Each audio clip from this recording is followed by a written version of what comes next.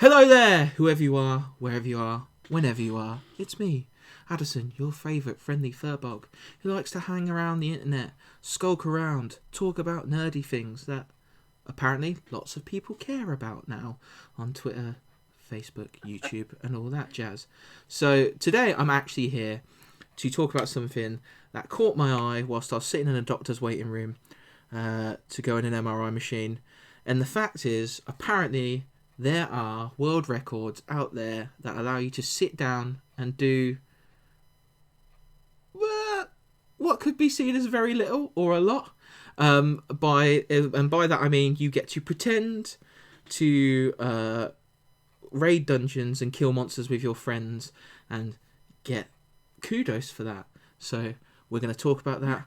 I'm off my MTG bullshit. I am talking about tabletop RPGs, where it all started, and today we are with some of the people who currently have, I believe. Do all of you currently have it? Are all of you currently? Yes.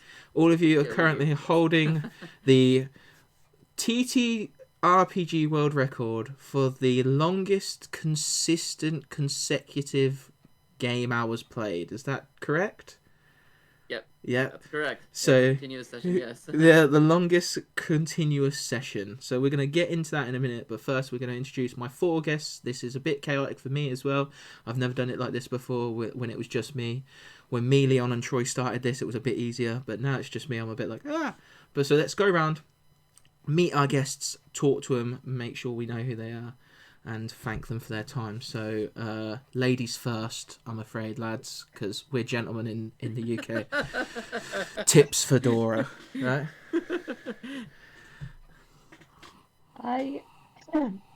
I'm Charlotte. I jumped into the whole craziness that was Marathon of the Mad Mage fairly late on, mainly as a player for one of the characters, Luna, who started off as a bard but then became a druid, and also towards the end got the title of Mad Monk, helping a bit on the kind of behind the scenes side of keeping track of everything. Okay, so you were like the inventory keeper. I see. You were the quartermaster of this affair.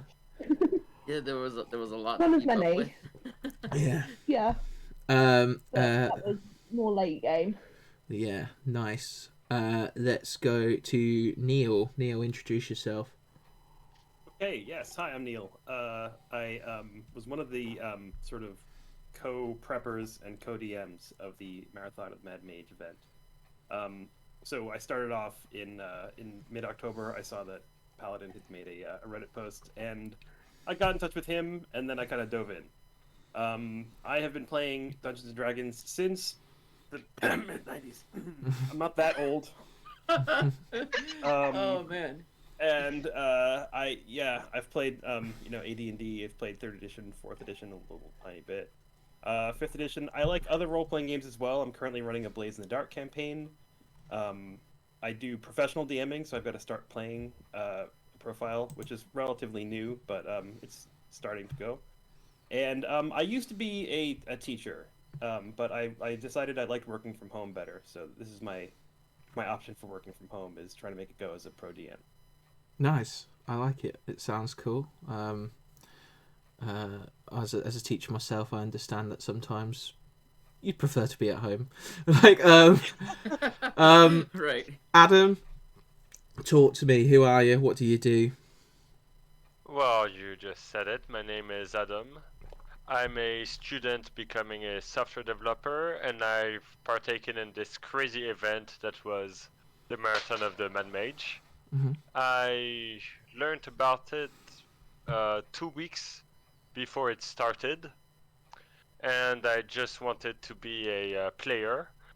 I took on more behind the scene work than I wanted to, even did a spiel at 19 hours straight as a DM once.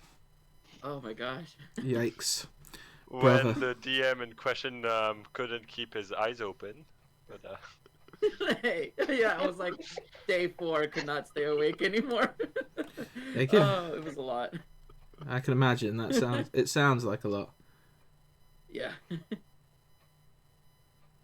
And then obviously the man himself, Paladin, you're who I reached out to because you've got it on your like bio, and I was like, is that real? Right. So Paladin, tell us Right, about yourself. Yeah, hey, yeah, my name is Paladin. Of course, I'm the owner of Paladin's Archives. I've been a DM for 11 years now. Been doing it professionally since May. Mm-hmm. Before then, I was working in neuroscience, and so I went from fixing brains to rolling dice for a living. I stream a couple of games now, a lot of Spelljammer. I like the sci-fi setting. Yeah, right. I like the sci-fi setting a lot. And whenever I started getting the Mad Mage together back in October, Neil was the first person Mm-hmm. to join in, and he's been there like ever since the beginning. And yeah, it's been a wild ride. It was like we had 6 weeks to prepare the whole thing, and then running it, and then everything afterward was there was a lot that happened that we could really talk about. But nowadays, I still I still run games professionally on Twitch. Starting some new games. Gonna start writing a book with Neil actually next week, and then setting up this other marathon for July. So a lot of things going on in I my love. life nowadays. I also love the fact that the casualness that you went from. Yeah, I just used to work in neuroscience to I now just professionally DM. Like, can we? I want it noted. I might even like short it. Like how like. Yeah, I used to work in neuroscience. Hang on, what? Yeah, no, I used to do a lot. I used to teach like in the university, and I actually was on a national board, helped write like books and like make the national tests for people to get certifications. I did a lot, but that's all behind me now. So Alrighty then. Like, okay, Alright. I now feel ultra ill prepared and dumb, but we shall see how it goes. It's all good. So I suppose But- whose brainchild? Let's get back into it then. And whose brainchild was this all put together? Because it seems to all come back to you, Paladin. This idea of the gosh. Mad Mage Marathon. Was it your brainchild, or how did it come about? Yeah. So Waterdeep has always been my favorite location, mostly because it's so huge and there's so much there, and then of course the Undermountain. Mhm. And so back in second edition, when TSR existed, they created, the box set for the Undermountain. They never finished the whole Undermountain. They did 2 box sets and then stopped. And I always fell in love with that dungeon since back then, and I would like delve into all this lore about the Mad Mage. And even like before Dungeon of the Mad Mage came out, I like made my own version of the Undermountain. I made the entire Waterdeep on a 1-to-1 scale on Roll20, so you could like be in the city like on a 5-to-5 foot scale. It was awesome. Mhm. But needless to say, I've always wanted to get to the end of that dungeon. They never finished. And there was a guy from the original one of the original writers from the box set that had continued writing more floors, and he got up all the way up to like floor 14, and then unfortunately he passed, and he had all the stuff in his server. But I was like really enamored with his work and just the dungeon in and of itself. So then when the Mad Mage came out, I mean, I absolutely had to run it, and so I started running it with some friends whenever it first came out, and we got part ways, but never actually finished it. And then once I started Paladin's Archives, I started to try to run it again with a group here in Dallas in person. And we got a good ways away, and then the group kind of dissolved. And then I thought, you know what, I think I just want to try to get this whole thing done just in one go, and just trying to segment it over 3 to 5 years. It's just not the way to do it. So I was like, maybe I'll just do it over like 100-hour like segments. And so I was like, how far can that get me? And I thought, and I looked at it and I calculated it out to be about 600 hours to finish the whole thing from beginning to end. So I thought, if we're gonna do 100, might as well just do the whole thing. And so that led to me looking up like how long is the longest consecutive D&D session, and it's 209 hours back in 1986. And I thought, well, 209 hours is not that long. Not that long at all. Yeah. It's only almost like 10 days, right? Yeah, just about. and that led to me, reaching out on Reddit. Neil came in, and so did a bunch of other people, and then it just kind of went from there. So it just started with just me saying like, I just want to run Dungeons of the Mad Mage, and I thought, oh, might as well just do the whole thing. We're just gonna do a large chunk of it, Hmm. and we almost did. We got 19 days out of 25, and then we finished the rest of it in January, which was really cool. We actually got to see the end of the campaign. So I think this is a good place to speak to Neil then. Neil, my man, you see this guy on Reddit or somewhere. Where did you meet Paladin? Yeah, it was Reddit. So you see on Reddit that this guy wants to run the entirety of pretty much the Dungeon of the Mad Mage, the Undermountain, in one go, and you see that post on Reddit. Do you think it's a troll or not? No. It was, and like it was so earnest, and I was like, I think I was in part I was drawn to that because it didn't seem like it wasn't this.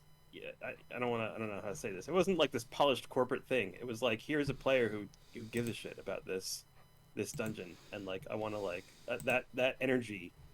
I was like, yeah, I think it's gonna work. Like it seems like a crazy ask, right? To say let's run a 25-day event, which we're gonna prep in 6 weeks, right? But like it wasn't. There was no trolling energy there. It was very earnest, and I think everyone who's come into the Paladin's Archives community gets the same sense, and we're all very into it. We're all very earnest. We all love the game and the genre. I was not such a Forgotten Realms. I almost said Forbidden Realms. That tells you how much of a Forgotten Realms person I was. I grew up on like Dragonlance more. But so I wasn't that familiar with the dungeon. But I kind of got the sense. I had a feeling about it that it would happen. It would work. Mm. And also, yeah, I mean, there was the two of us. We had a couple of other people who were helping us plan. People came in and out, but like it was a ton of work. And I had ended up putting a couple of my games on hold to do it because I knew it was kind of going to be a full-time job, and it just by coincidence I had at this point in my life. Because if it had happened last year, I was teaching. I wouldn't have been able to put that much time and effort into it. Who knows what kind of quality product it would have been, or if it would have even happened. Because we were like, there were times when we were hanging on by a thread, where it was like, if we lose one more person, it's not happening. But we managed to pull through. So, and then we got a big boost from our friend Ava, who posted on a TikTok. We got a big influx of new energy, and that really got us going with the momentum we needed. So that's insane. Like, that's so true. Like, if Ava did not post that TikTok, I don't think we would have had enough players to even like get halfway to that event. Because one of the problems we had is that people just didn't know that we were even doing this thing and trying to reach out to people to like, hey, like, we really do need players. Like, we got everything set up. Come play with us. And, Ava came in and she put her TikTok, and then like 150 people joined in like a span of 6 hours. Yeah, it was a lot of people. But also, I mean, I think that question that you asked, like, did I think it was trolling? A lot of people saw it and they were like, my impression was, they were like, yeah, that seems really cool. I'm not going to join it. I'm not going to invest my effort in that because I don't think it'll work. But if it does work, it'll be really cool. Yeah. And then I think that when we got up to that point where it was like, okay, it's definitely happening. It's happening tomorrow. We've got the infrastructure. We've got things in place for it. At that point, we were more ready to receive an influx and to get people to say like, oh yeah, it's actually going to work. Now that we've got the established record, I think we're going to have a lot easier time recruiting for the next one. Yeah. I can imagine. That's true. Like, yeah, standard Reddit fare then. Sounds cool. Not going to help though. That's exactly. And a lot of people hesitated, and because it's like it sounds crazy. It does. Oh, are they really going to do it? Do I really want to invest my time as a dungeon master or like preparing for this, and then it doesn't happen? It's very. What is it? It's not. It's the story of the red hen who wants to bake the bread and no one wants to help. But then once the bread is made, they're all like, "Yeah, give me some of that." Yeah. Yeah. Because Paladin posted like a video on Reddit after it was done, like, hey, we streamed for 439.5 hours, bitches. Like, what do you think of that now? And you got like 1,000 upvotes or something, or 10,000. We were trending on r/D&D for 3 days straight. Number 1. I remember that. And that's just because it's a massive achievement, bro. Like, you've managed to organise. Like, you think about like and I'm gonna come to Charlotte as a player. And Adam, did you say you DM'd at 7 points? I DM just for like 22 hours total. Yeah. I was player for the rest of the time. Yeah, so we'll talk to you guys about playing in that game as well. But imagine, like, your home game usually ends up falling apart, doesn't it? Because of scheduling conflicts and, like, mate, you miss 1 week and then next week something happens and you guys somehow managed to take up the best part of a month playing and organise that and get it to work without failure. So I kind of want to know how that works, like, and all that stuff, but I want to get into like what it was like playing in there for a bit first, and then yeah, I can imagine there was a lot of Excel going on. There was a lot of magic. I just want to say that by the end, there were only like 2 players at a time, if not 1, whereas at the beginning there were 5 players all the time. I see. So, yeah, we had so as we approached Christmas, we had a lot of people just go, yeah, I mean, this is great, but I have like family stuff. Yeah. I was definitely one of those players. Yeah, I mean, it was the holidays, Christmas, and going on vacay. Yeah. Yeah, I was going home from my parents, and it was just like, I can't do this from home. No, you can't Doing sit. at uni, very, very easy, because I kind of live alone, even though I'm in a flat with 9 other people. Mm-hmm. It feels like I'm living alone, and yeah, they don't care what I do. You shut your door at uni, don't you? You shut your door at uni, and you're pretty much on your own. Like if you're in halls or whatever. Like yeah. So I completely understand that. So you talk about players and the fact that they kind of dwindled and it got a bit ropey. So how did it come about then? How were players selected? So if Adam and Charlotte want to jump in on this, how did the selection process go, or did you have to apply? What happened there? Well, I saw the... Oh, go ahead.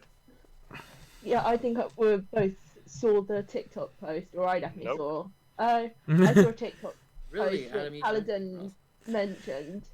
Scrolling TikTok as you do, doom scrolling in my case, saw it, and my brain just went like, that's cool.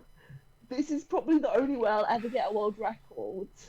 I haven't got too much on looking at a very busy schedule where I was already trying to do way too much, but I was like, my brain was like, this sounds fun. Dopamine hit. Let's do it.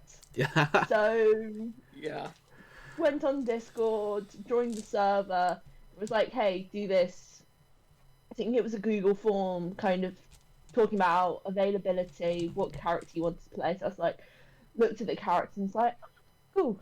Cleric, Bard, and Druid. Those are the classes I like playing. Let's sign up for that one. Ah, I see. And then there was kind of, so you kind of, I was like, okay, that's a character I know I want to play.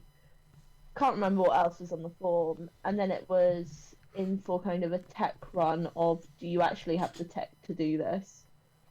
Which was kind of a small group of us that just hopped on Discord quickly, and then I was in. And it's like, okay, sure. I think it was only like 2 or 3 days. So glad to hear playing. that. Yeah. I love to hear that because you make it sound so easy, but and from our perspective, it was the most disastrous part of the whole venture. Oh my god. So janky. Oh my god.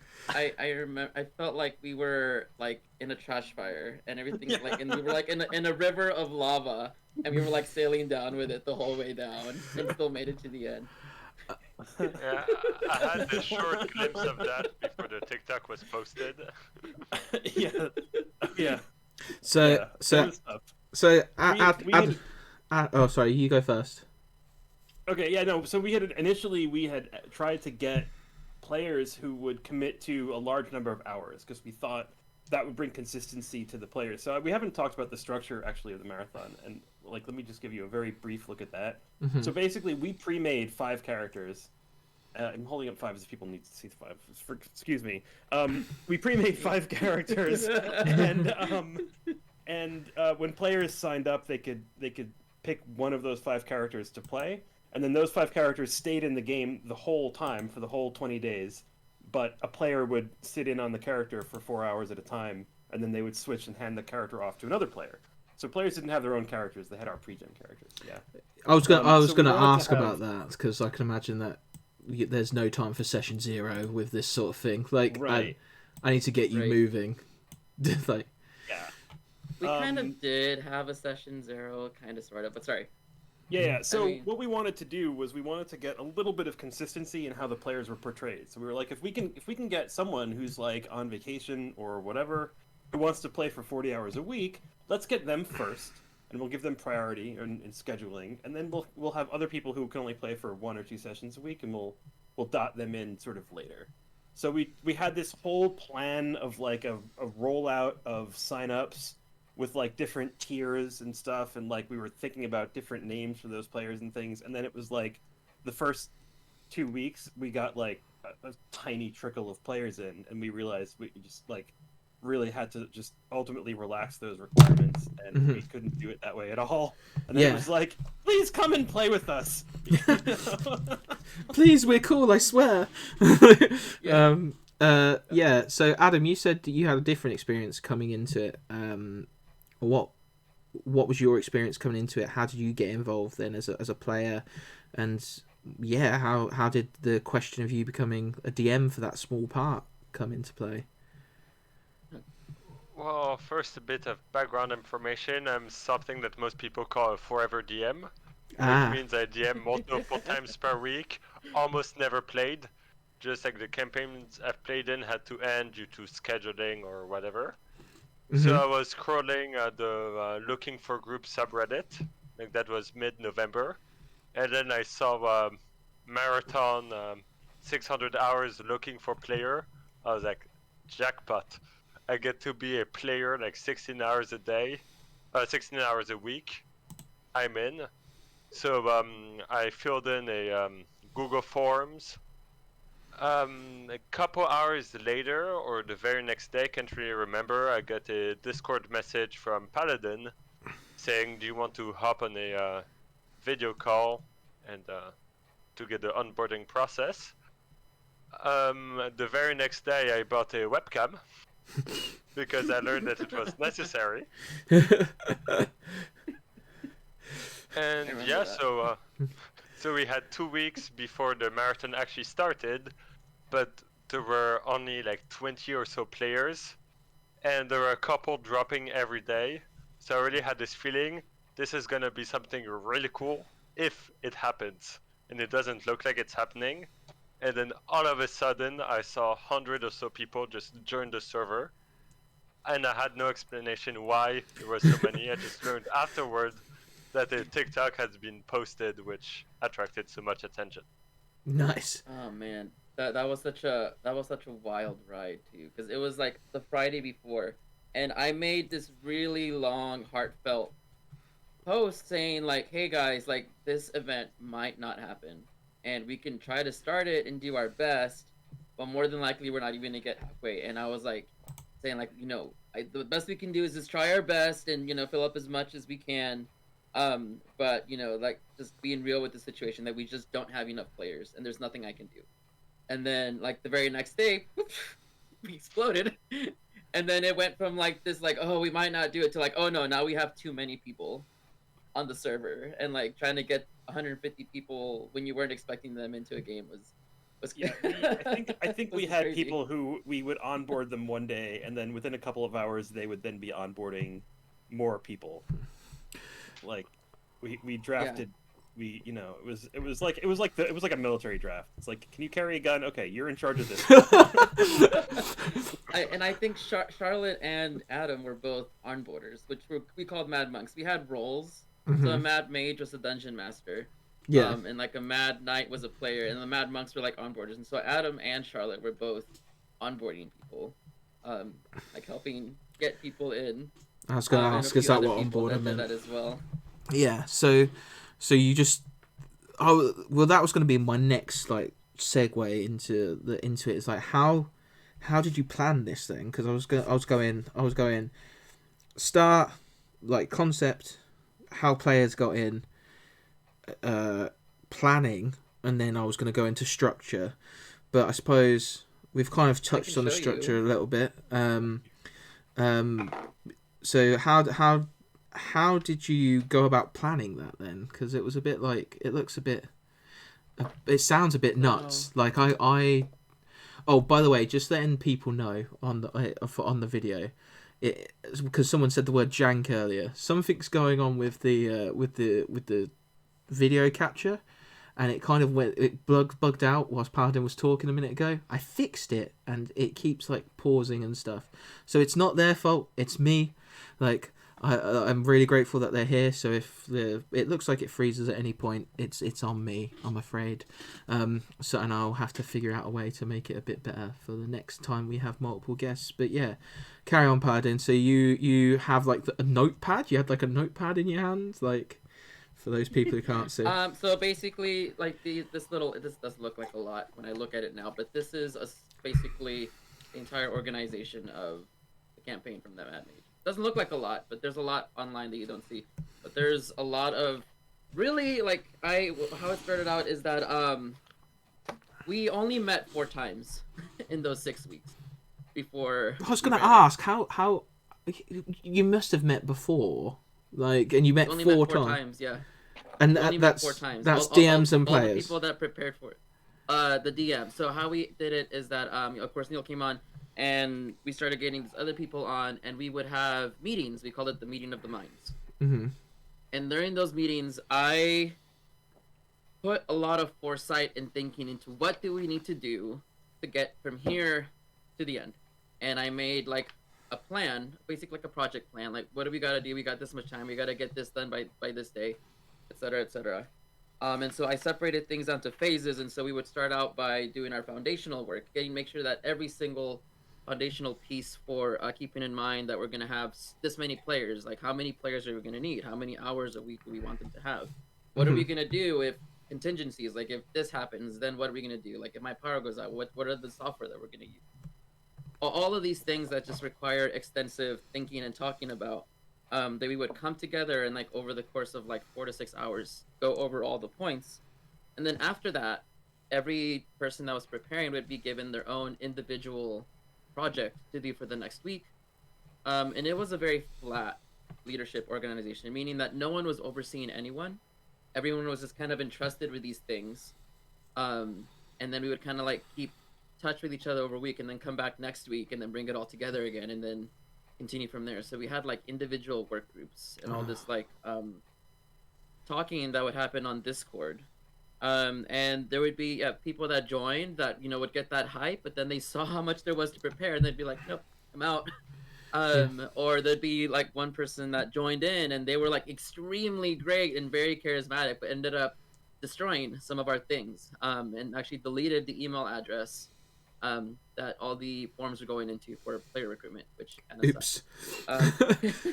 Big so off, brother. Big off. Drama at some point. Sabotage. My guy. Yeah, but regardless, like, all of this stuff. I mean, I just take it, and like even today, like, like making, like bringing it all together, right?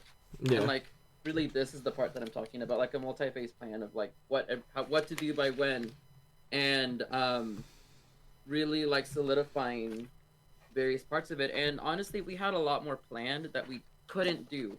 Mm-hmm. Or didn't happen, that ended up creating problems for the game. And so basically, whenever we were doing the meetings, we were deciding what is the most bare bone minimum that we need to have set up in order to make this go.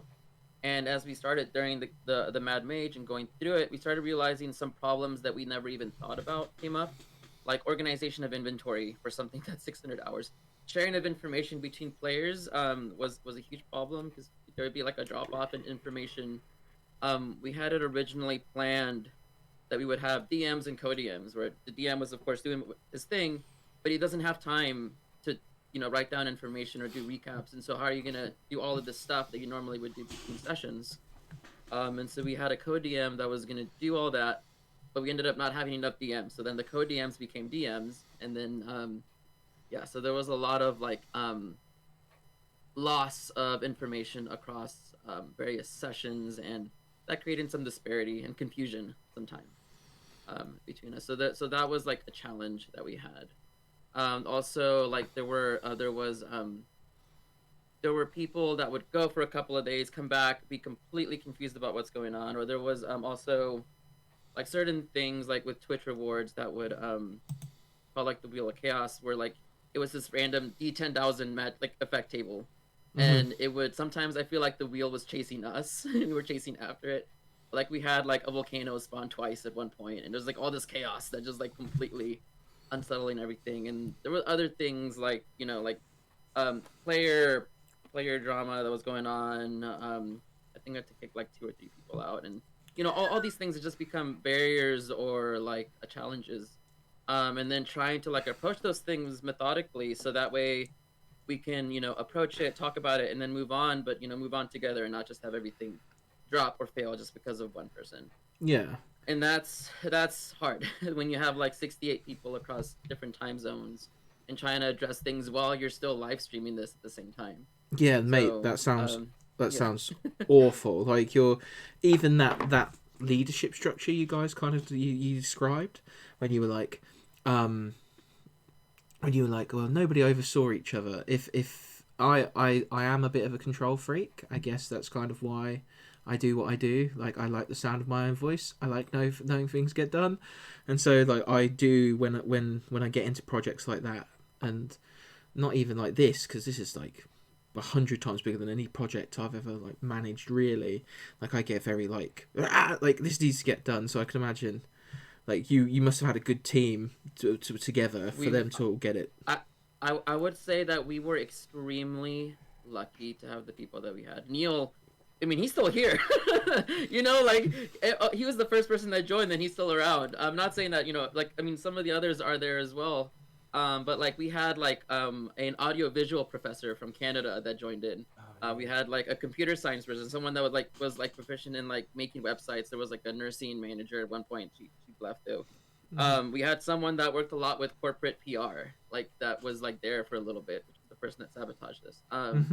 We also had like someone still there, HZ. He works as a legal technician librarian. It's a very niche job, but he's got like a lot of knowledge. But anyway, we had all these people that had all these like really advanced skill sets that we needed, that I think was more based on luck. Yeah. And so there was an understanding, and that whenever these people came in, that there was a lot to do, but trying to like talk with them and understand them and help boost them in what they're good at, and giving them the reins on what they contribute to, right? And so I would say, I think it went pretty well. In terms of like addressing those challenges too, I mean, it's you have to have a lot of sort of, I don't know, emotional intelligence or something. You have conflict resolution skills, a collaborative attitude, and I honestly, like, I found a lot of I mean, as a former teacher, there were just a lot of situations where it was very similar. It's like you've got you've got a certain amount of autonomy, and then you've got to get a certain amount of things done, but then you need other people in the team to kind of help you along with a certain thing or get a certain thing done, but then you don't really have any sort of formal authority to ask them to do a thing. It's right, you're just kind of hoping that you ask for this favor and they do it, but you know that they're just as burned out as you are, and so you don't want to put things on them. But like, so there's this little bit of a give and take, and there's a lot of you need a lot of sort of empathy, and you need a lot of like being able to judge, like how far, I hate to say it, but like how far can I push this person without making them burn out? Yeah, right? This is true. This is the thing that went through my mind several times. Exactly that. Yeah, it's true. Well, so Adam, Charlotte, you were players, you were onboarders, you were people who kind of helped get people involved. Did it, like, what they're describing sounds quite chaotic and quite so I think an interesting perspective to get would be to look at it from your side. Did you feel that chaotic energy and that like that chaos, or did things seem to run smoothly in your mind from your viewpoint? Well, it was all kind of transparent, so we had a glimpse behind the curtain, but maybe I didn't want to see it, but I didn't know it was that chaotic. Like, I knew it was quite yeah. chaotic, but not to that level. Yeah. Yeah. Knew it was chaos, but kind of went in expecting it to be slightly chaotic, so wasn't surprised by the chaos. But yeah, definitely didn't know how chaotic it was for you two. But it's Well, fun so chaos. part of the issue I think is that like the people would mostly, with one exception, would mostly leave quietly, and so it's like the players don't see, hopefully, the giant gaping hole that's left in our plans when someone leaves with a whole part of the plan. Yeah. Right? So then, yeah. Yeah. And a lot of that was like looking at it, but I was trying to do my best to be supportive to what we have, and like doing what I can to help build that, and like making sure that people don't lose morale or like the will to go on because there's this big negative thing. So not putting attention to that, but instead focusing on the good things, and you know, getting help, or like realizing what the problems are and then making a plan. And some things that didn't have any resolution to it, and so we just had to do the best with what we had, and move on. And I think that we kind of came together as a community with some of that hardship. And Mhm. there was a lot of care. I know that people were telling me to go to bed a lot, actually a lot. Yeah. But also like the same, like at one point we started seeing people burning out because they were doing too much, and so we were telling people like, no, stop playing so much. Like, you're gonna leave, and it's just gonna make the problem worse. And we care about you, so just play less. And it's okay if there's holes. And so like if you look in the later streams, you'll see that there's empty player slots because we started restricting people to like stop doing so much, because it's just gonna make the problem worse Yeah. for us and the morale. So Oh, well, that's I think in that sense we just really took the human aspect of the situation and ourselves, and not just trying to go towards a goal, but being realistic with what we have. and that's really important, I think, for an endeavor like this. When you work in a team, like, you have to remember that, like, yeah, you have a goal in sight, but is it in Ender's Game when he says it?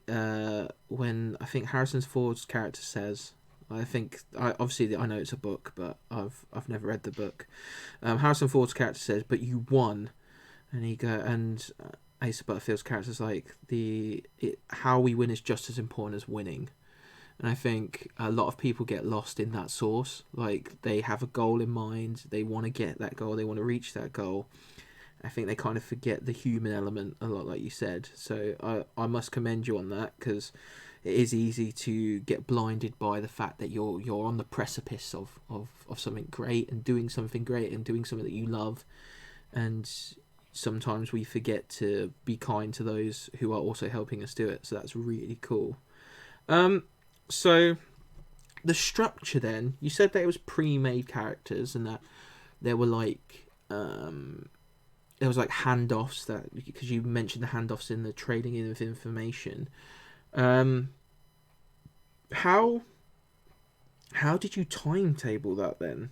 Let's get, if we're getting into the structure of things, how did the timetable work? Because Charlotte, you mentioned that you played a druid who became a bard.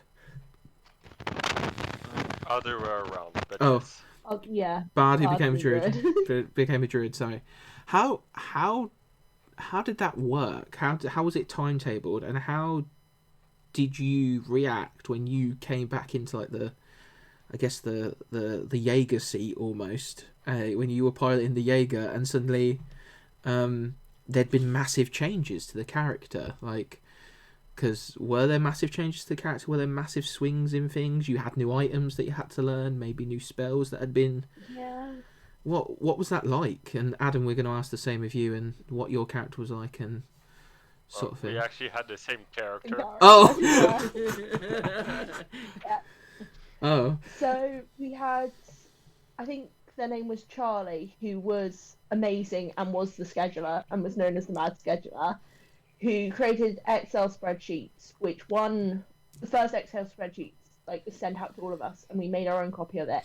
We put down when we're available and our kind of preferred slots out of our availability, and then created a master document of when we were playing, giving us the 4-hour time slot that we would be playing.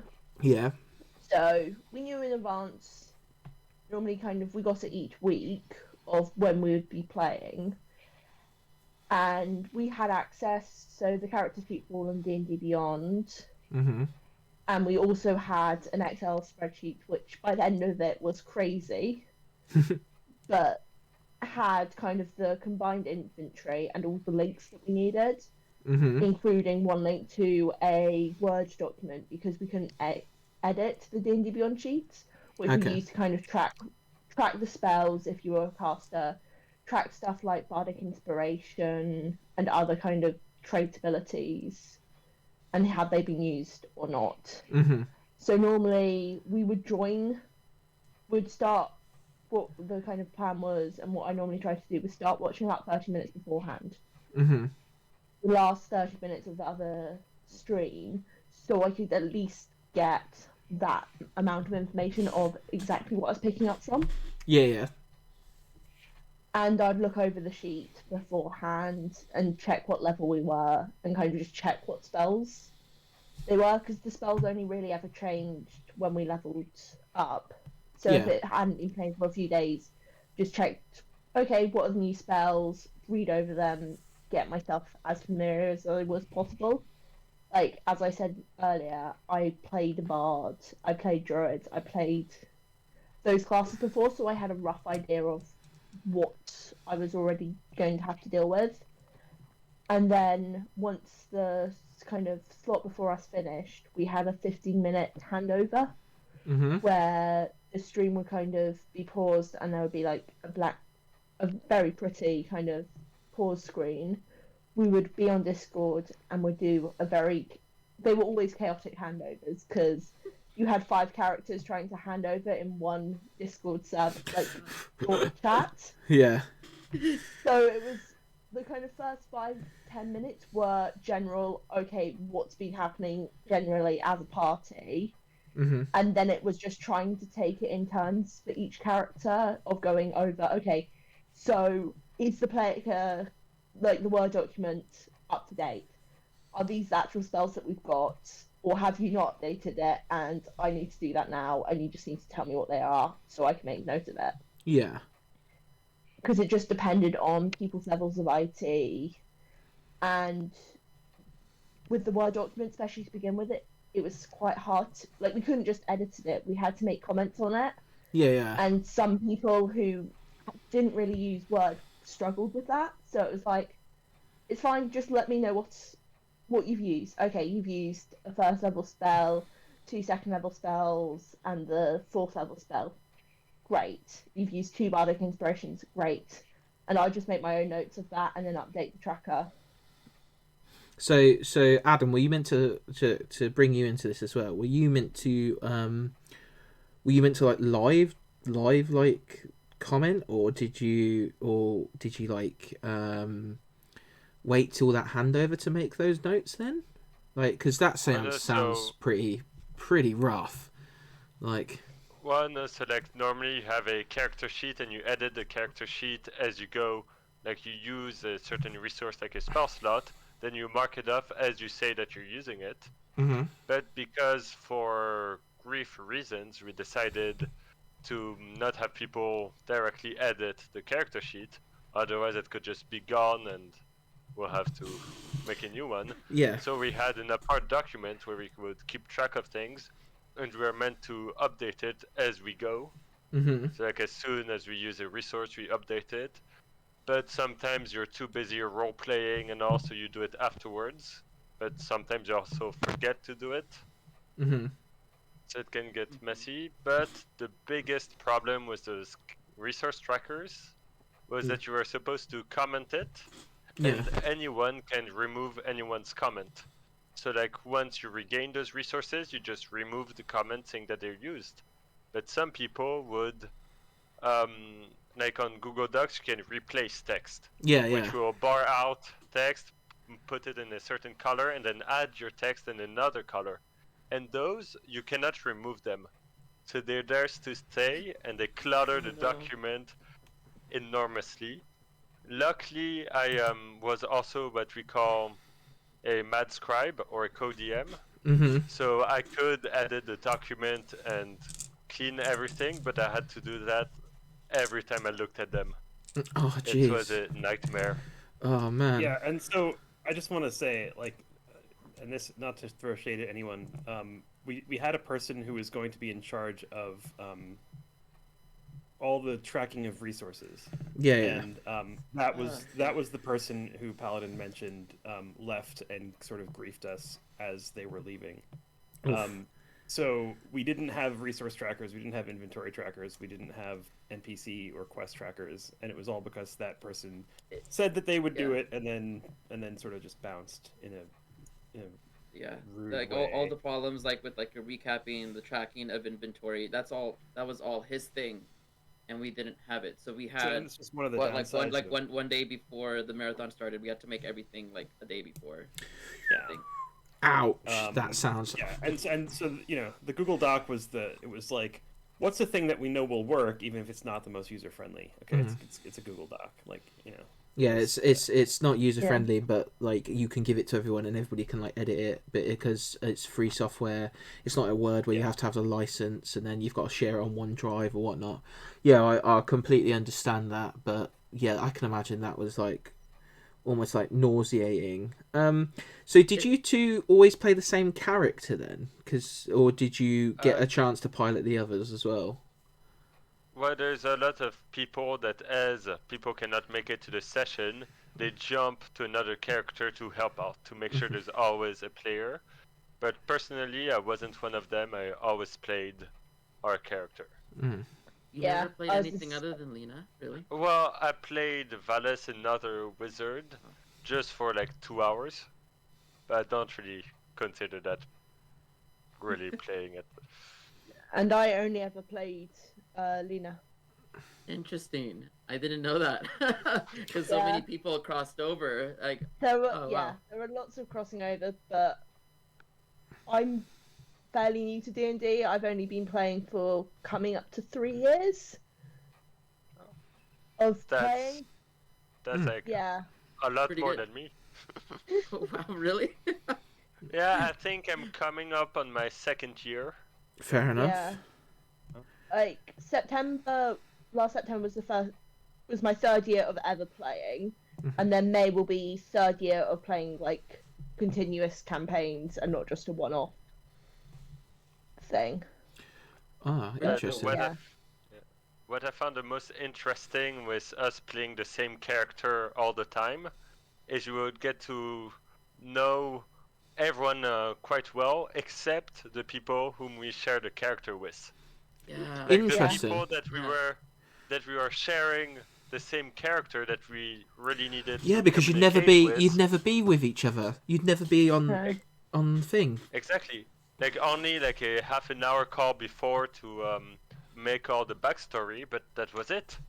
Yeah. We didn't really communicate because we had no time to, because when we were available, we would be on the live playing. Yeah. So we knew everyone quite well, except the people we were supposed to know quite well. That's pretty funny. Like, because like, did you? And obviously you don't have to name names or anything, and we're gonna come to DMing in a minute because I just find this fascinating. The thought of like having to have somebody in that character's head for like 4 hours and then dropping someone else into the middle of that person's thought process sounds terrifying.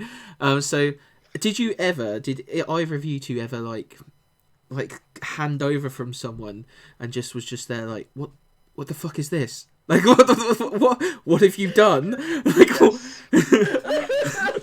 Yeah, so I hadn't Every played session. for pretty much every session, but I think the biggest one is I have stepped back for a couple of days, and then I just came back, and during the small 15 minutes break, they were trying to keep me updated. They said, okay, so we just came back from a space adventure.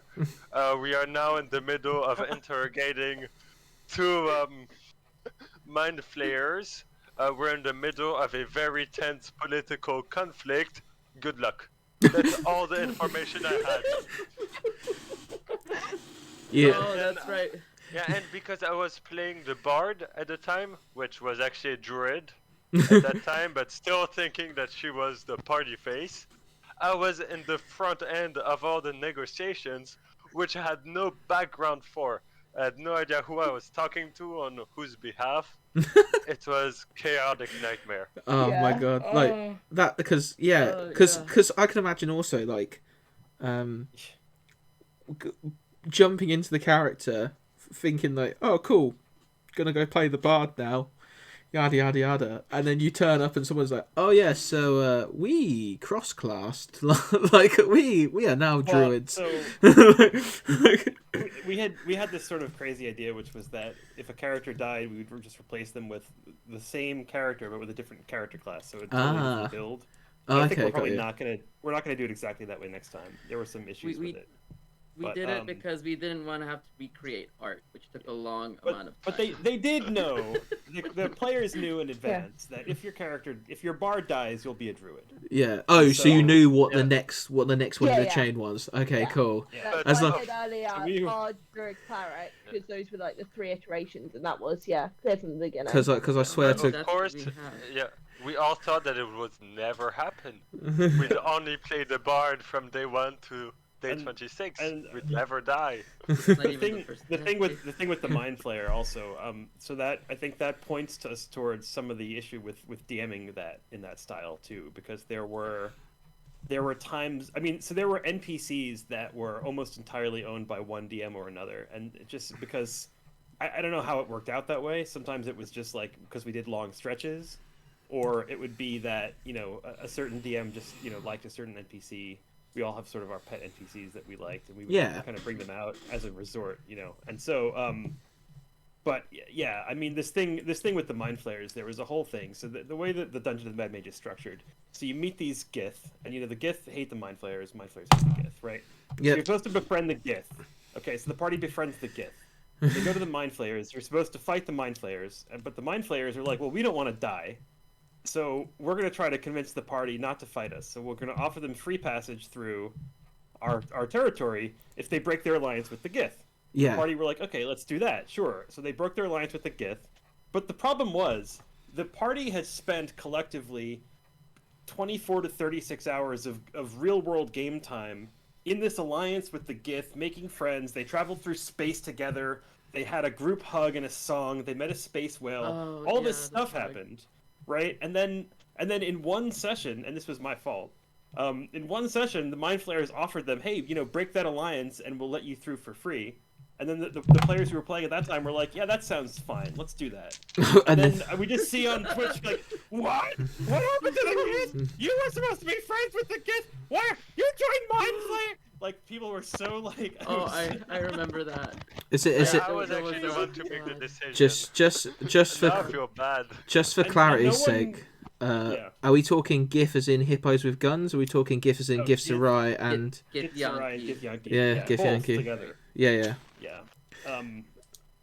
Yeah, and then having to explain how that came about, both for the players to the next player and me to the next DMs, and it's just like, I told them that, and then it's like, well, okay, so what does that mean? What are the implications of that? Oh, I don't know. I didn't get that far. They just made the deal. Like We just tossed a lot of that to the side. We're just like, just forget about it and move on. they're past. They're gone.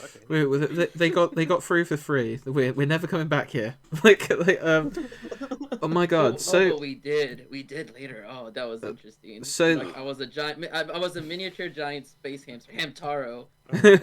You were like prepared, and it was like big, and he ate a bunch of was it like Neolithids and stuff. Anyway, sorry. Yeah, I was gonna say that. Well, that actually brings us nicely into the DMing part of the structure, because obviously I would assume, and you can correct me if I'm wrong, that even though you've got players swapping out every 4 hours, you've probably not got DMs swapping out every 4 hours, have you? Rarely. Really? Between 4 and 20, just depending. So- on the... Oh, My so longest that- stretch, my longest stretch of time, I think, was 78 hours. I think DMing straight, right in the beginning. Oh Trying yeah. to go for a personal record of because the longest I was gonna go for 120 hours straight. Mm-hmm. I didn't make it to 120. So Yeah. but I think the second stretch from that again was me. I did 32 hours when we did the Great Uwu, or the Great Union War of the Undermountain. And there's the Great Ubu 2 and the Great Ubu 3 after that. Yeah, just multiple massive conflict wars that you can't obviously Right. step away from. So you're like, oh, this is me now. And did it feel that way, yeah. that you were like kind of stuck in the seat, or was it just like, I don't know, like I'm hearing these stories and I'm a bit like, whoa, that's intense. Like, how was that? There were times when I did not want to hand off because I was like, I've set up this tower of cards, and I have no way to communicate to the DM that's following me how to operate this structure I've built, but I only have 15 minutes to do it. Oh. Right? And so there were times when I was like, I just don't want to stop now. And then there were other times when I would come in and one time I came in and I think it was HZ handed me this they were fighting a gnome, and the gnome was there to become an ally, but I guess the gnome became racist, and so the party was like, okay, well, we're gonna execute the racist gnome. So I get there and it's like, okay, they're in the middle of this combat. They're like, here's a giant worm. It's taken this much damage. Here's a gnome. He's used all his spell slots. The party's just gonna kill him. I come in and I'm like, all right, I guess I'll preside over his funeral, I suppose. I don't know. Just gotta commit, my guy. Just gotta commit. Yeah, you get handed a combat, and it's just like, wow, how did this even happen? That happened a lot, where we would end a session or like about to start a combat. But there were times where, and I was the most notorious for this. I would have so much fun in what I was doing that I would like steal session slots from other DMs, and I would like run 16, 19 hours in a row because I was just especially the Spelljammer stuff. I love Spelljammer, so the entire like Spelljammer floor I stole from other DMs, and so yeah. But that was me just having fun. Yeah. But aside that, like normally, we were changing every 4 to 8. Sometimes some people would have to, some DMs would have to drop a session, so then it was either me or Neil or someone else that would try to pick it up. Most times it was me, and so I would usually, on average, especially near the end, I was DMing anywhere from 8 to 16 hours a day. Me being there like every day for like a good 1 week or two. Jeez, that's nuts. And like, so you obviously have the module of Dungeon and the Mad Mage. I'm guessing the published version from Wizards of the Coast, not like the old version, or the old Undercity, or did you use the old Undercity and transpose it? Under Mad Mage. So I know a lot of lore, and I think that I put in a lot more information than I should have sometimes. I see. Especially the deeper we got. But it never was to the point that other DMs couldn't pick it up. But back then, they the farthest they got was floor 3.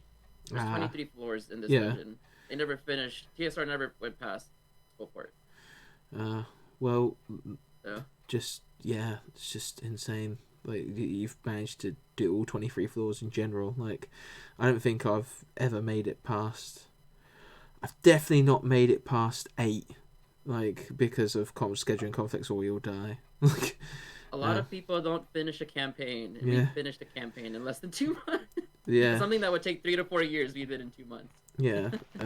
So you did it in 2 months with like continuous work and stuff. It's interesting. So did you not like have like cut-off points? Because like could you not have?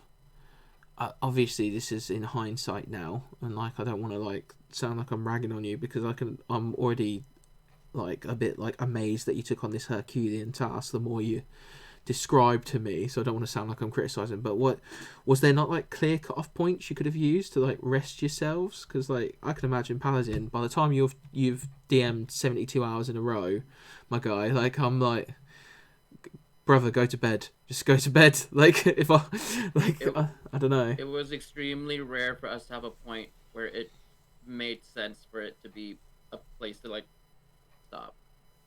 Well, very rare. I mean, right? The 78-hour stretch was not because of a lack of cutoff points. That was just Paladin wanted to personally set a record. And we all at some point or another urged him not to do it, but he tried. I was so loopy by the end of it. I was like incoherent almost. As for the rest, like we did have a scheduled handoff usually every 4 hours, sometimes every 8 hours. But again, it's just if a DM dropped, someone's got to pick it up, or else the game is over, and there's no margin for error on it. And we didn't have enough co-DMs, and so it was like, a lot of, I think the more we were invested in it, the more extra slots we would pick up. So, like, how far in advance did you know that a DM wasn't going to turn up or something like that? Was it like on the spot, like, oh, we've got to fix it now, or was it like, oh, by the way, I'm not making this spot in a week's time, like? Yeah, I mean, a day to a week, it would depend. Mm-hmm. Sometimes it would be a couple of minutes. Oh, yikes! Yeah. The power there was a power outage thing at one point, right? With someone, was that Eric? Yeah. So and things are some things are unavoidable. Yeah, because like I was gonna ask like what were the like rules and stuff, because I've kind of bypassed it because there's like so much I want to know. But like did you have like enough? What's the thing where it's no longer consecutive? Like what was the cutoff for it no longer being consecutive? How what was the rule of like if you brought somebody else new in, did that like make it invalid? As long as there are people on the screen there, it counted. Mm-hmm. And the thing is, in back in 1986, the way they ran it, it was done in a simmer flash. That's how I got all this, is that I researched how they did it back then. Mm-hmm. And so they had a team of like 12 people, and they went 209 hours, and they would do it a little differently. They would have like elongated 2-hour breaks where they would not take a break for like 6 or 8 hours and then have one really, really long break. Well, we didn't do that. We actually had less break time than they did overall.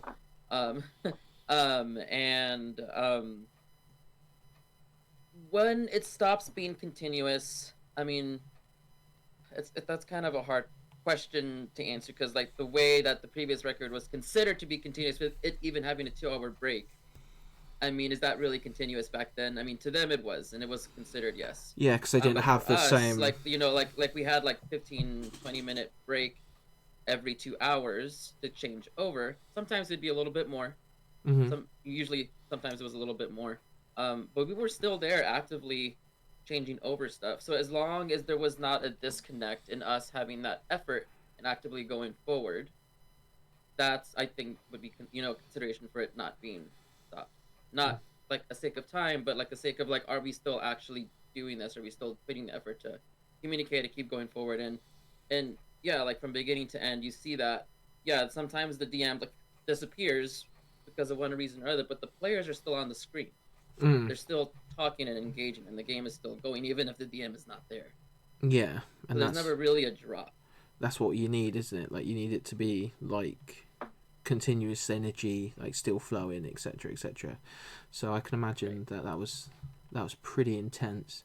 So I think before we've always been going an hour, and the top of these is usually an hour and a half. So the last thing I really wanted to focus on was like the people aspect, and you've kind of touched on it, because like I can't go 24 hours, and this might just be me, like I am a friendly furbog, but I can't go 24 hours without at least arguing with one person. Like I don't know what it is, like I'm like it can be not serious, it can be my wife, it can be some of my co-workers. I work in a high pressure environment, but like we argue with people, and somehow you've managed to bring together what you said 60 people at one point, like 68 players and yes, 68 people, 60 M's, 74 people in total. You've managed to bring them all together and somehow make this work. And you've mentioned that there were falling outs and dramas and sabotage, and I don't know whether you want to push that, because like I'm just like, what? like what? Because I'm just nosy, I guess. But yeah, like how did the people aspect of it work? Did you select people of certain like personality types? Did you like get other opinions of people, or was it literally just like apply, enjoy, like once the TikTok had went out? You guys want me to answer it? Okay, I can answer it. Yeah.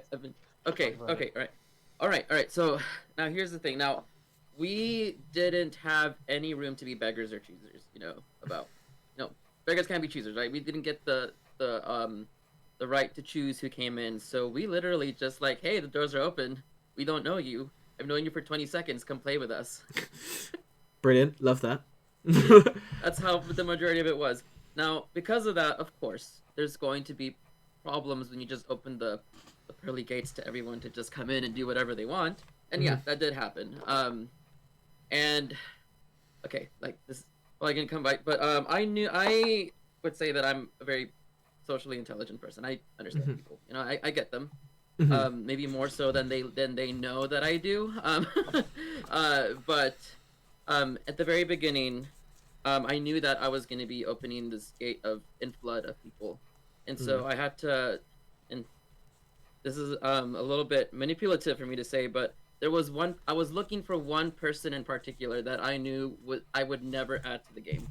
One person that would lash out and act out, so that way I can have a sacrificial lamb to show to the others that if you act bad, you're gonna leave. And so there was this guy in the Lena players that was completely against working with others on the same team, and so he would be bashing about like the decisions that the other characters were doing and the other players were doing. And then, you know, and he was doing it all himself. I just let him be his own self for a day or two, letting that negativity fester, so that I can come in and then show to everyone like that's not okay, and making an example of that early. Wow. That's very Machiavellian. I didn't realize that. I was wondering about that too, though. Yeah, I knew about that, and I pretended like I didn't know, but I knew about it because I I set it up. So, and then, you know, even beyond that, like whenever we started, there were some things that really did blindside me, like with some players that I, you know, that did leave and that started leaving holes. And being able to sit down and have a connection with someone and seeing beyond the emotions and like understanding what it is that really is bothering someone can be hard sometimes. And sometimes the best solution you can do is to let someone go. And so there were times when yeah, like I had to kick one person out because of several things. Another person, he became increasingly negative, and he ended up leaving, but not without dropping a bomb on everyone. But that didn't really affect us that much, because a lot of people didn't like him in the end, I think, from how he was acting. But anyway, all of this to say that, you know, there was a lot of vulnerability and risk that we took in just accepting anyone. And I think that a lot of our shared interest in sharing a character and peer pressure to not do things that would impede on other people's agency or will of having a character, and having that respected between each other was very good. That's really important. And, like, yeah, when we've talked about it before on the podcast, like, and I'd love your opinion on this, Charlotte and Adam, especially you, Adam, because of the fact of being a forever DM, you kind of see it from both sides. But when you sit at a table with someone, you give them permission to see you in possibly one of your most vulnerable states, doing something. Like acting, like that's what it is, isn't it? It's acting, and you're supposed to do improv, and you're supposed to be funny, and you've got to, and sometimes it doesn't work, and you're very vulnerable. So I think the use of the word vulnerable is a good thing there. Do you agree with that thing of like, you know what, there's a lot of vulnerability in it, so we need to make sure that the people we have around us are as accommodating as we are in that vulnerability? I fully agree with that. Yes. Yeah. I can see that, like, because especially with something like this where you're working towards a goal and stuff, like, and yeah, everybody will be like, well, it was Paladin's brainchild or whatever, but you know what, you guys are all working towards a goal, so if sorry guy, but if you're going to be a dick, like, get fucked. Like, I don't know, like I don't know, like but you have to go about it a certain way to preserve the culture. Otherwise, you know, you can't just approach everything like a bulldozer. You have to be calm. You Mm-hmm. have to, make an example so that you're not just being yourself a source of that negativity. And I think, and I don't say this to boost my ego or anything, but other people would come to me all the time and tell me afterwards, like, you handled that really well. And I'm just like, I guess I did. I don't know.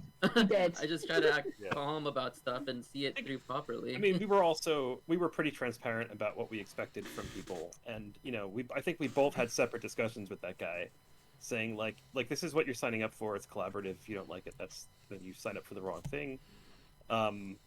We also had a player kind of flounce at one point, and I mean, he in his complaint he said, well, the DM openly said XYZ, and so I don't agree with that, and so I'm leaving. And it's like, you know what?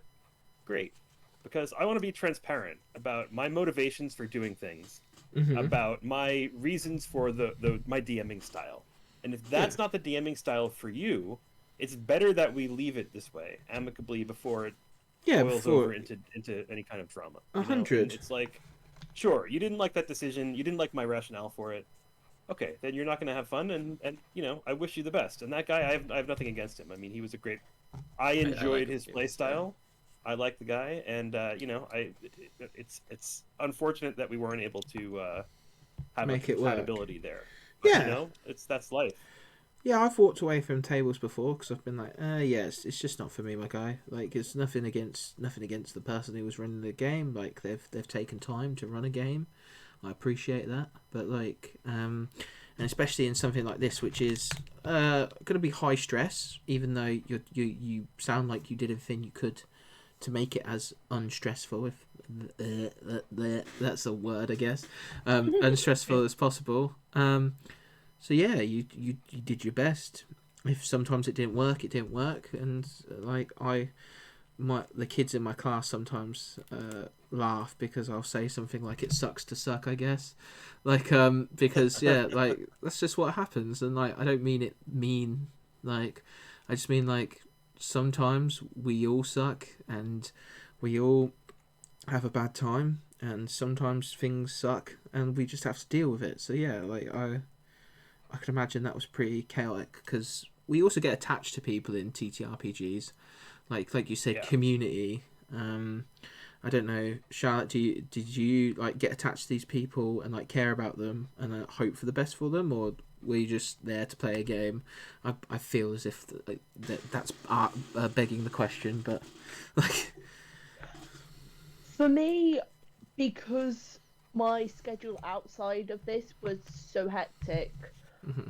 I'm a student nurse, but also I'm very active in societies, play sport competitively, was trying to do a training course to become a trainer for doing first aid. I was doing a lot at the time, so I was only really there for the actual gameplay. Mm-hmm.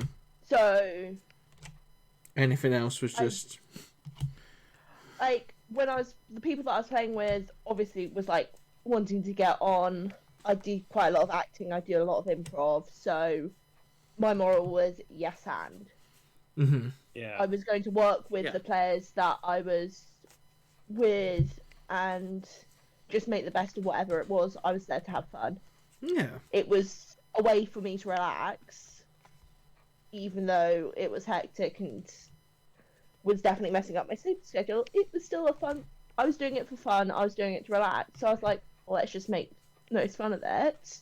Mm-hmm. And try and get on. And there were people that over time I kept on being put on with, and that's how the scheduling worked. And I did get to know them, and I was like, it's you again. Great, we get on. I can deal with this. I can deal with you. You're all right. Yeah, no, you're great. Okay, we can have some fun. That's true. Yeah. I also noticed that there was a great sense of community building. Charlotte had just joined for the gameplay I wanted to play, but then I ended up staying after my shift to talk to other people that did the same. Yeah. And it turns out we talked for hours. Just once we stayed up for 5 hours just talking when we actually needed to go to sleep. And I also learned that there was just a brand new table that formed. Mm-hmm. A new podcast formed just out of people that met each other in this event. And that's There's been a lot of that, yeah. Like Yeah. you guys there have was the a dream podcast? team. Oh yeah, the Dream Team. Yeah. Adam and I played a Blades in the Dark game together. Just to let you weeks know, ago. I love Blades. Blades is like so good. It's such a good I'm game. gonna be running a Blades in the Dark game in about 25 minutes. Oh, Oh. I'm really starting to enjoy it. I was thinking about doing one for the channel for Paladin's Archives as well. yeah. If you need anyone for that, and, I am around. Like, Yeah, same here. because all I right, okay. Yeah. Good to know. We'll be in touch. Yeah, okay. We'll be in touch definitely. And we're also doing I'm gonna be doing a Minecraft D&D game also coming up. With Paladin as a player. And, Ooh. we'll be streaming that. How do you feel so about it's gonna that, be just, Paladin? How do you feel about His that? little gnome. Fair enough. I get. It's gonna be fun.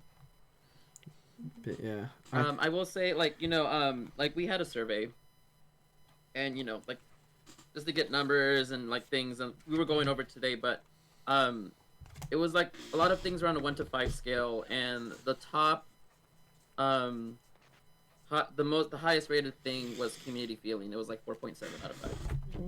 That's good. You should be really, really pleased with that, because it can be difficult to foster a community out of just strangers on the internet. Like, I've been on the internet for a long time. Like, I'm 30 now. I keep having to say it, and it makes me throw up a little more inside my mouth every time. But wait till you're 41. and yeah, I think that you're right. Like, finding that community is really good, and it's one of the reasons why I did this. And I love talking to the people who I speak to when I find you guys and I speak to you guys, and it's always really enjoyable. And yeah, we find like kind of rubbish people every now and then, but we go around and we hope for the best, and we meet better people along the way. So yeah, it's just about that idea of, being ready to take the first step, I guess, is one of the ways I've always described doing how I do this and why I do it this way. Because some people are very weirded out by the fact that they're like, well, you just invite random people onto your podcast that you talk to on Twitter. I'm like, yeah, it's fine by me. Like, but yeah, hopefully we get to hang out a bit more. If I could like comment on, because I do have a thought on that, just like continue on, but like I like D&D a lot because it is a game where you can connect and talk with people that you never would have met otherwise, with this commonality. 100%. And I mean, clearly people from different countries, from different backgrounds, different job styles, and having that middle ground, that game to come back to every once a week and share a human experience with someone else, to understand them and them understand you, and having a connection, I think is really what D&D is about. To play a game and have fun, but it's not the game itself, but the people that are in it that matter more than anything else, because it is a social game, and it is a thing about trust and team building, and you go through these things together. They might be fantasy, but sometimes our brains, like neurologically, sometimes don't differentiate between fantasy and real sometimes, especially if they're like these really intense emotional things, and you like, anyway, not to like go deep in the science of it, but like there is a sense of like shared like tribalism that you get sometimes with D&D games. They're like, like we're friends now because we had this fake experience together, right? 100%. Yeah, and I think building on that, it's not just within Paladin Archives and the kind of Marathon and Mad Mage, but you see it all over the RTGB space and communities popping up around games. Like, you've got the big ones of Critical Role and Dimension 20, which are massive communities of people just coming together over this shared experience. And I think it happens on all scales. And there is definitely something special about our TTRPG games. And actually, something Miss Ray said is that if everyone played Dungeons and Dragons or an RPG game, the world would be so much a better place. It is what- very therapeutic. I think one me and my friends used to talk about this a lot, and I think we've talked about it on the podcast before, is when you talk about a TTRPG game, you say, remember when we did.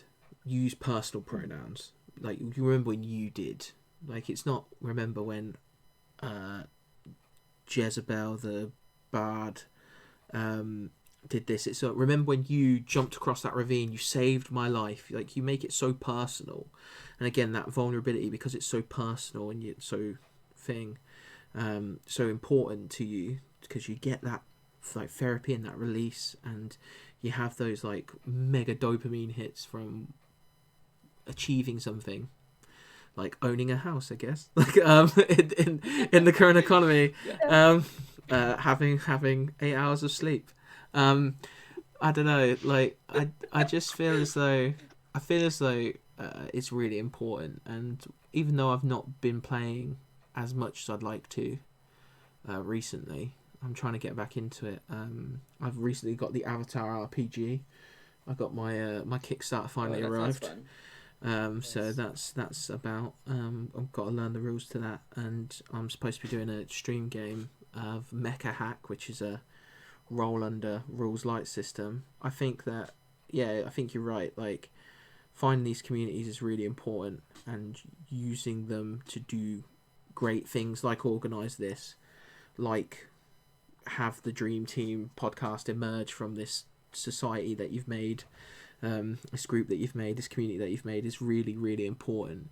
So I don't think you guys should underestimate, because I know I kind of made a joke about it at the beginning, like, oh, do you know there's a thing where you can just play make-believe with your friends and get a world record? But no, like, that's something you all have together, and that will bind you together for a long time. And hopefully, you said you're doing it in July. You're doing the repeat in July. Is that what we're saying? We're gonna beat the record again and go even longer than 440 hours. We're gonna be doing a different dungeon this time. Yeah, you're gonna be doing a different dungeon, but you're gonna be going for a longer amount of time. So, man, like, I wish you all luck. I hope that you do. I think we're in a better position now, than we were then. We have more time. We have a record, so people are much more likely to believe that we'll make it to the end. Mm-hmm. And of course, maybe people will see this and realize, like, maybe I want to play with these guys. And if they do, like, come play with us. Like, we're people and we're really easy to approach. I'm so easy to talk to. Yeah, like, come join us. Like genuinely, on the approachability thing, I can't remember what it was on Twitter. I think you retweeted something from somebody who I also speak to or something, and I've clicked on your profile because I was like, I keep seeing this guy appear, and then I saw like the world record thing, and then I think I just was like, DM'd you, and I think the message was something ridiculous like, is the world record thing true? Was like my first, as I'm in the waiting room for this MRI scan, like, is the world record thing true? And you're like, yes. I'm like, I want to talk about that. And then I just like, and you were like, yeah, sure. And like, obviously we were meant to record last week, but unfortunately, like, I had a bit of a chaotic time. No, I remember we bonded over Furbolgs, because Furbolgs is my favorite race. Damn straight. And I was saying how, like, like my ex fiance looks like a Furbolg. Like, my so I run the D&D club at the school, and the other teacher was off who does the DMing, so I did like this thing where it was like a battle royale, and the only reason I won was because I played Furbolg Bloodhunter, and I used the ability of invisibility thing, like, so they couldn't fight me, and I was like, until my next turn, and then like I survived because they all had disadvantage to hit me, so I was like, yes. Victory. Nice. And I won, and there's all these kids like, that's not fair. I'm like, this is why you read rules, children.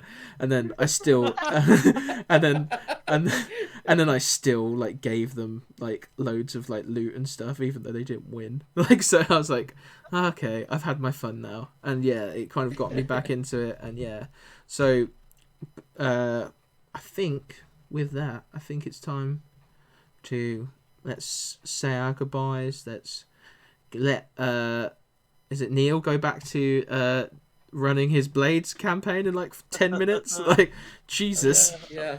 Cutting it close. It's alright. But Thank you for having us. This was a lot of fun. This is a good conversation just to talk about it and hear Neil and Charlotte and Adam with their experiences, and also like you taking the interest and time out of your day to talk with us. Thank you. No worries. Come and play with us in July, definitely. If not sooner. I will find some sort of will and way to do it. I've got to get over some things at work and deal with some health stuff, and then I will be back in full force, and I shall be making sure that I catch up with you all. I'll watch the stream, and cheer you on, because it's just dope. It's just a really cool thing you're doing, like, and I want to support it. Thank you. So yeah, if you want to quickly do outros, then I'll do my outro, and then that will be that, and we'll say goodbye to the Paladin's Archive crew. We will wish them well on their endeavours. So we'll go from Paladin, and then we'll end up on Neil. So Paladin, Adam, Charlotte, and Neil. Let's go that way. An outro. Well, thank you again for having us. Come join the server. You can just look up Paladin's Archives at Paladin Archives on Twitter, because I can't put an S because it's too many characters. But you can also look us up on Twitch. If you end up seeing this and you want to talk with me about anything, again, like, I'm very easy to approach and talk with. I'm not a stickler about like, oh, you don't have enough following. No. I'm a person, and I treat everyone with equivalent respect, no matter how high or low they are. So please, if you want to come join and play with us, please do. We're gonna have other stuff like one shots coming up. Of course, we have like games that we stream. But I mean, like let's play some D&D and roll some dice, and hopefully we can see some of you guys soon joining in on the server. But yes, thank you so much for giving us the space to talk. No worries. Adam?